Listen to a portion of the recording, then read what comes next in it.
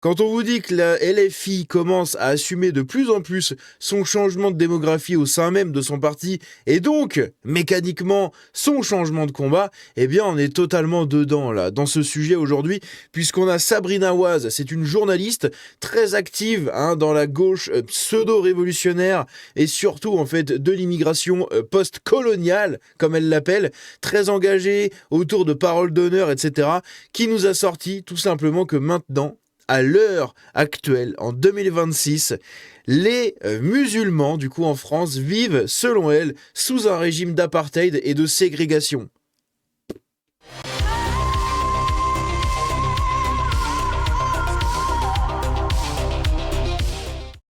C'est absolument lunaire d'avoir ce genre de propos, en fait. Et au-delà de cette lunarité, hein, si je peux dire ça comme ça, au-delà de ça, en fait, c'est absolument faux. Voilà, c'est absolument faux et c'est tout simplement du négationnisme de ce qui s'est passé, le vrai apartheid en Afrique du Sud par exemple, ok, ou même la ségrégation qu'il y a eu aux États-Unis, qui là ce sont des cas avérés, ce sont des vrais trucs, d'accord. Le problème, c'est que maintenant, eux, il faut qu'ils aillent toujours plus loin dans leur raisonnement, toujours plus loin dans leur pseudo-dénonciation et toujours plus loin dans l'ignominie anti-France et anti-blanche, etc.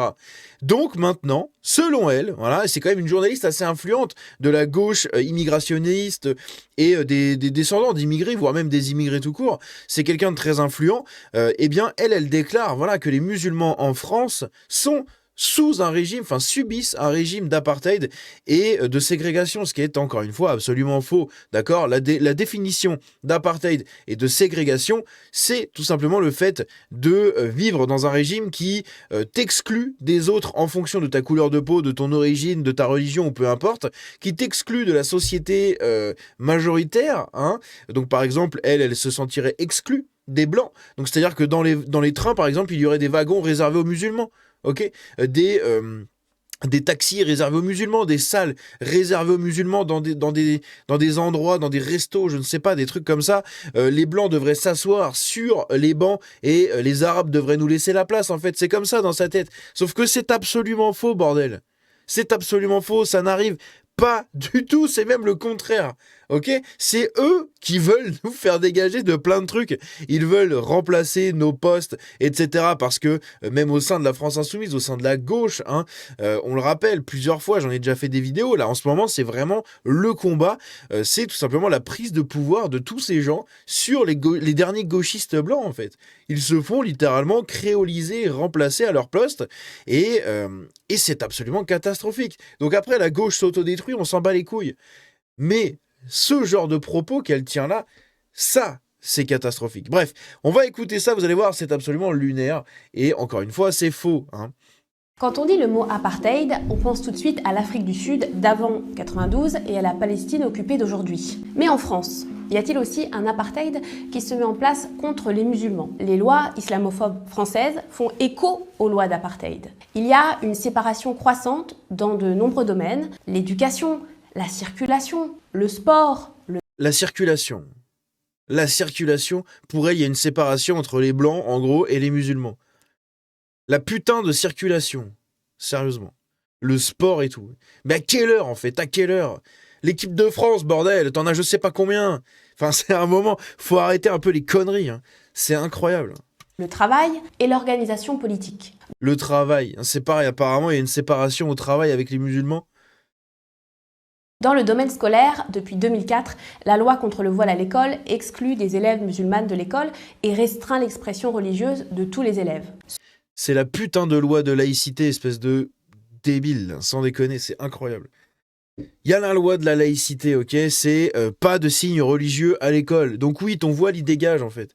Ton voile il dégage et c'est comme ça. Et ces gens-là se justifient derrière, oui mais regardez, ils veulent pas de voile à l'école, donc ils excluent les gamines. Non, tu peux mettre ta gamine, mais sans le voile. Le voile, elle le remet quand elle sort, quand elle va chez elle, quand elle rentre dans sa maison. C'est tout. Mais tu la mets pas à l'école en fait. Enfin, tu mets pas le voile à l'école. La gamine peut aller à l'école. C'est juste que vous êtes tellement bloqué dans votre idéologie et dans vos cultes moyenâgeux qu'en fait, derrière, vous n'acceptez pas de faire sortir les gamines et les femmes sans voile, d'accord? Toi, t'as pas de voile, là. Comment ça se fait? Comment ça se fait? Sabrina?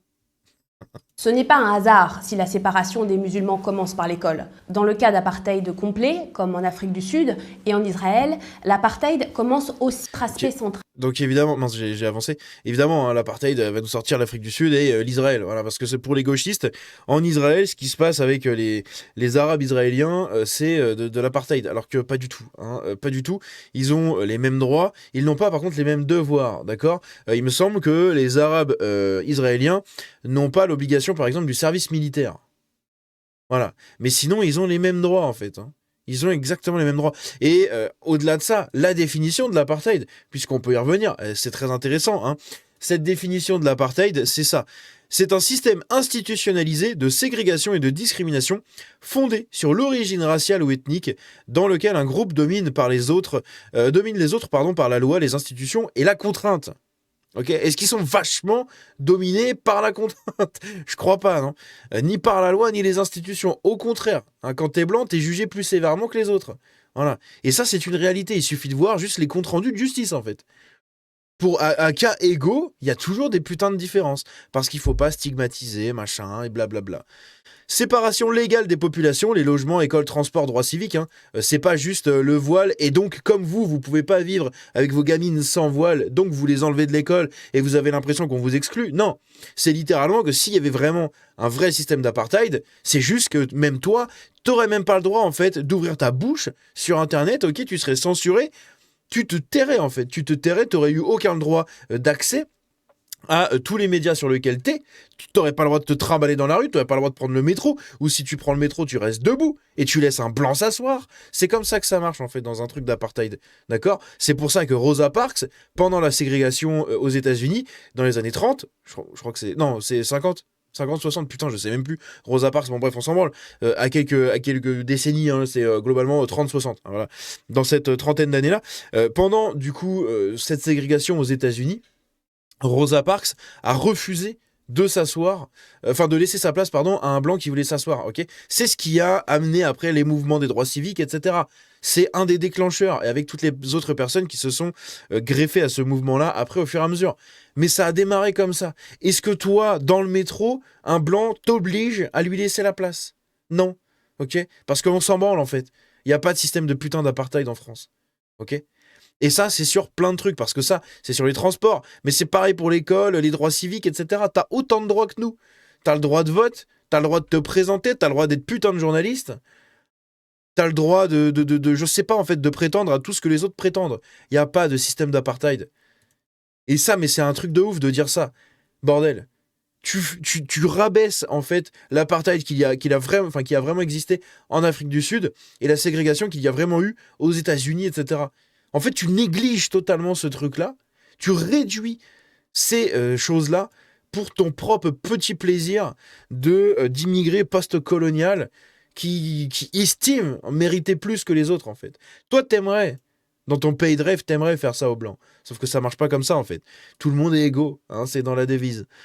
La privation des droits politiques pour un groupe, par exemple la privation de vote ou de représentation. T'as le droit de vote, t'as le droit de te présenter, t'as le droit d'être journaliste. Donc ça n'existe pas. Les inégalités juridiques inscrites dans la loi. Est-ce que dans la loi c'est marqué les musulmans ont moins de droits que les autres? Non. Donc ça n'existe pas. Et le maintien de la domination par la force ou la répression. Là vous allez dire, ah oui, mais regardez la police, ils arrêtent que des arabes. On va se poser les bonnes questions à un moment.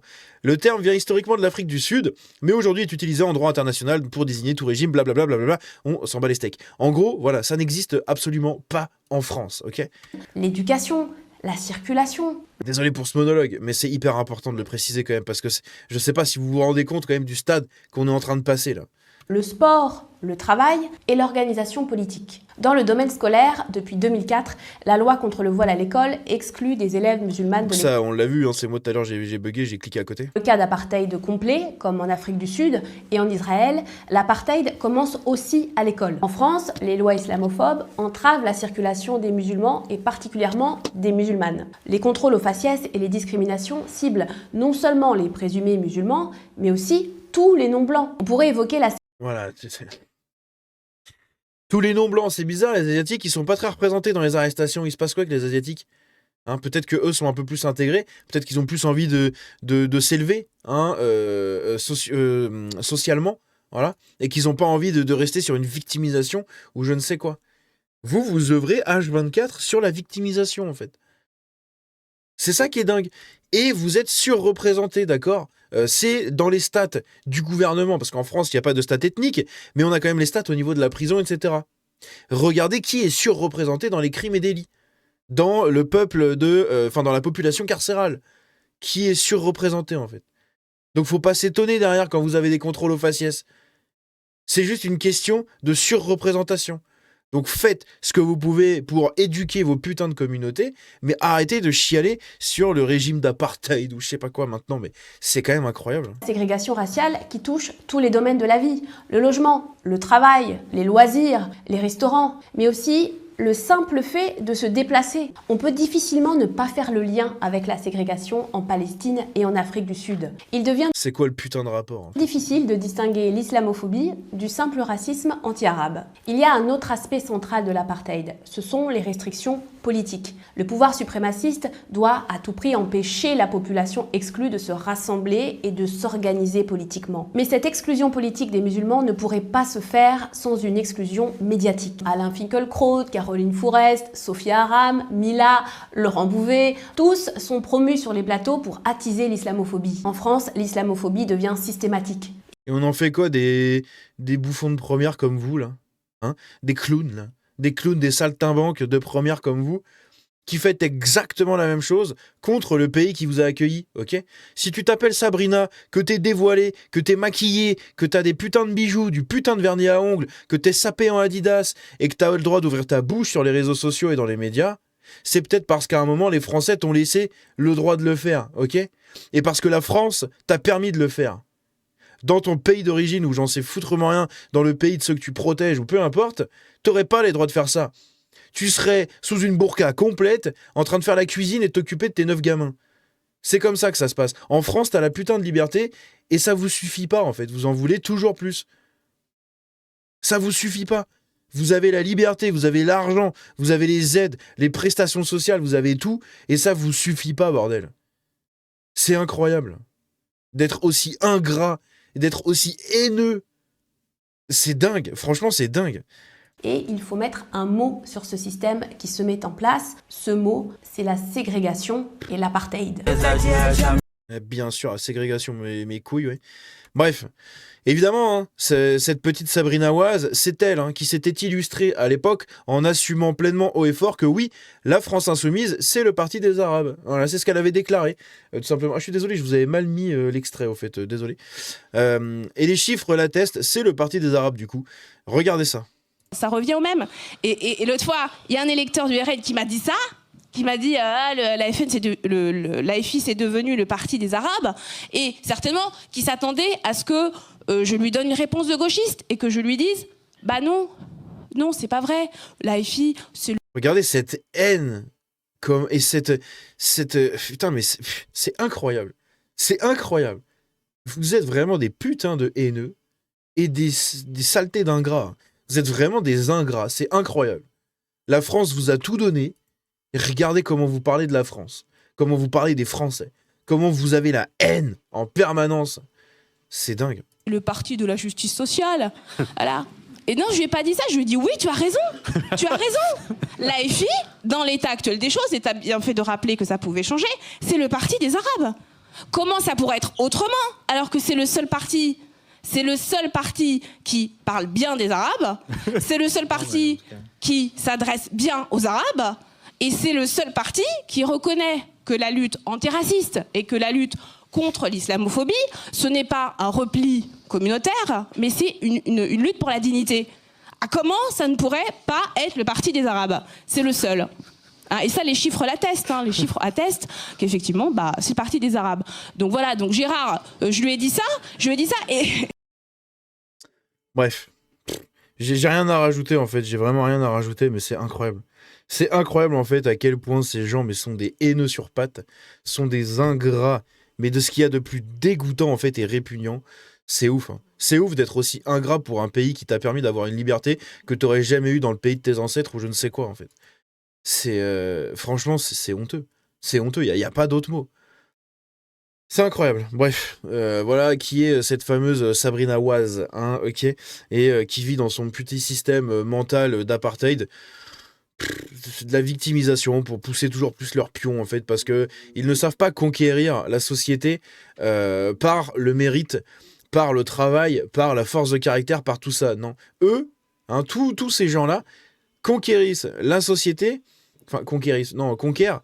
Bon bref, ils arrivent à avancer leurs pions dans la société tout simplement en utilisant quoi? La victimisation, mais H24, bordel, H24. Qu'est-ce que vous êtes chiant, c'est incroyable. Bref, on se dit à la prochaine. Ciao. Et on s'amusera bien quand la remigration arrivera.